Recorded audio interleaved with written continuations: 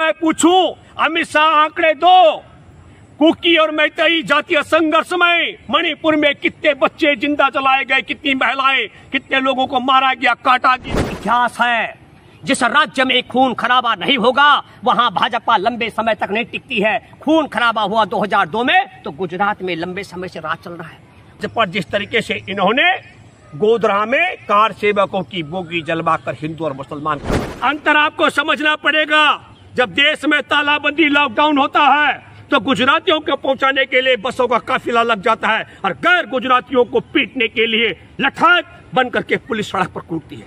उसी प्रकार मणिपुर में जहां कुकी और मैतेई के बीच में बड़ा संघर्ष, जातीय संघर्ष, खून, एक मैतेई समुदाय के लोग खून के प्यासे में चौकीदार हूं, कभी कहे मैं जनसेवक हूं, कभी कुछ, लेकिन हम ये मानते हैं कि प्रधानमंत्री नरेंद्र मोदी एक तरीके से सिर्फ और सिर्फ आरएसएस बीजेपी का प्रचार मंत्री का इतिहास है। देश के अंदर जहां अगर दंगे नहीं होंगे, जहां दंगे नहीं होते हैं, उस राज्य में भाजपा राज नहीं कर पाती है।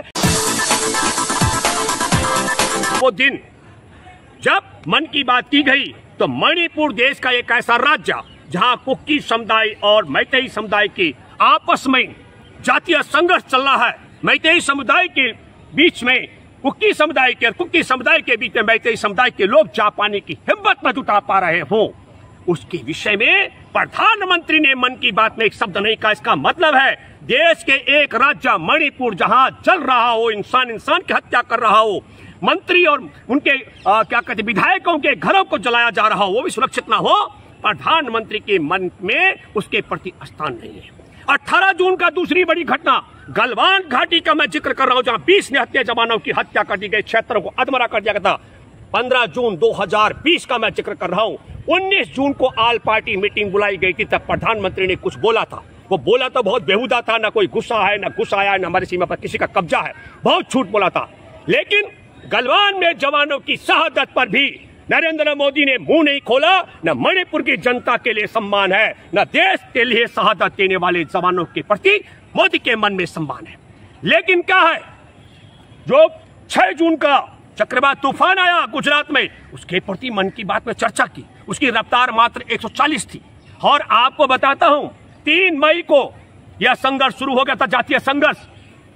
27 दिन बाद अमित शाह मणिपुर जाने का साहस कर पाए। 30 मई को 27 दिन तक देश को जानना चाहिए कि अमित शाह कहां रहा 27 दिन तक। क्या कारण है कि देश का गृह मंत्री मणिपुर जाने से 27 दिन तक कतराता रहा। और मैं आपको बताना चाहता हूं, मणिपुर में United Liberation Front of United Kuki Liberation Front के जो अध्यक्ष हैं हाओ किप, उसने बहुत बड़ा गंभीर आरोप लगाया। उग्रवादी संगठन है। कहा कि 2017 में चुनाव जीतने के लिए हेमंत शर्मा जो असम का मुख्यमंत्री है और राम माधव जो आरएसएस का तरफ से भाजपा में नेता है, इन दोनों ने उग्रवादी संगठन यूनाइटेड कुकी लिबरेशन फ्रंट से मदद ली चुनाव जीतने के लिए 2017 में। आप समझ लीजिएगा, अगर उसकी निष्पक्ष जांच हो तो इन पर देशद्रोह का मुकदमा बनता है, असम के मुख्यमंत्री पर और राम माधवन पर।